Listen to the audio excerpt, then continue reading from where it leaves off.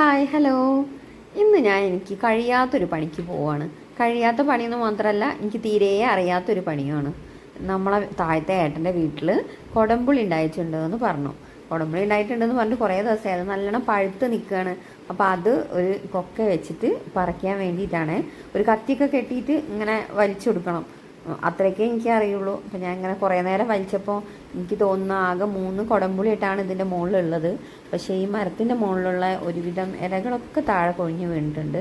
അപ്പോൾ വീഡിയോ എടുക്കുന്ന മോള് പറയുന്നുണ്ട് പുളി വീണേനേക്കാൾ കൂടുതൽ ഇല താഴെ വീണിട്ടുണ്ട് എന്ന്. എന്നാലും ഞാൻ എൻ്റെ ശ്രമം തുടർന്നുകൊണ്ടേയിരുന്നു. അങ്ങനെ 3 കുടംപുളി ഞാൻ തള്ളി താഴെ ഇട്ടിട്ടുണ്ട്. ഞാൻ ഒറ്റയ്ക്കാട്ടോ അത് പറിച്ചത്. ഞാൻ ആദ്യമായിട്ടാണ് കൊക്ക വെച്ചിട്ട് ഇങ്ങനെ ഒരു സാധനം പറിച്ചെടുക്കുന്നത്. അതിൻ്റെ ഒരു എക്സൈറ്റ്മെൻറ്റും ഒരു സന്തോഷമൊക്കെ ഉണ്ടായിരുന്നു. പിന്നെ ഞാൻ തന്നെ അത് ചെറിയതാക്കി മുറിച്ച് നല്ല ചെറിയ ചെറിയ പീസാക്കി എടുക്കണം കേട്ടോ. അങ്ങനെ ചെറുതാക്കി മുറിച്ചെടുത്തിട്ട് നമ്മൾ അടുപ്പിൻ്റെ മേലെ വെച്ചിട്ടാണ് ഇത് ഉണക്കുക. അങ്ങനെ അടുപ്പിൻ്റെ അവിടെ നമ്മൾ വൃത്തിയാക്കിയിട്ട് ഒരു കല്ലൊക്കെ വെച്ച് ഒരു നെറ്റൊക്കെ വെച്ചിട്ട് അതിൻ്റെ മുകളിൽ പേപ്പറൊക്കെ വെച്ചിട്ട് ഉണക്കും. അടുപ്പിൻ്റെ ചൂടുണ്ടാവുമല്ലോ, അതിലിത് നല്ല നീറ്റായിട്ട് ഉണങ്ങി കിട്ടും.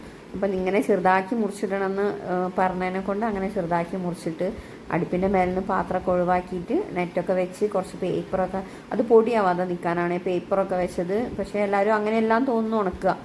സൈഡിലിട്ടിട്ടാണ് അടുപ്പിൻ്റെ ചൂട് തട്ടിയിട്ട് അങ്ങനെ ഉണങ്ങുക ചെയ്യാൻ. ഞാൻ പിന്നെ കുറച്ച് നീറ്റായിക്കോട്ടെ വിചാരിച്ചിട്ട് ഇങ്ങനെ അതിൻ്റെ മുകളിൽ വെച്ചിട്ടാണ് ഉണക്കുന്നത്. നിങ്ങളൊക്കെ എങ്ങനെയാണ് കുടംപുളി കിട്ടിയാൽ ഉണക്കുന്നതെന്നൊന്ന് കമൻറ്റ് ചെയ്യണേ.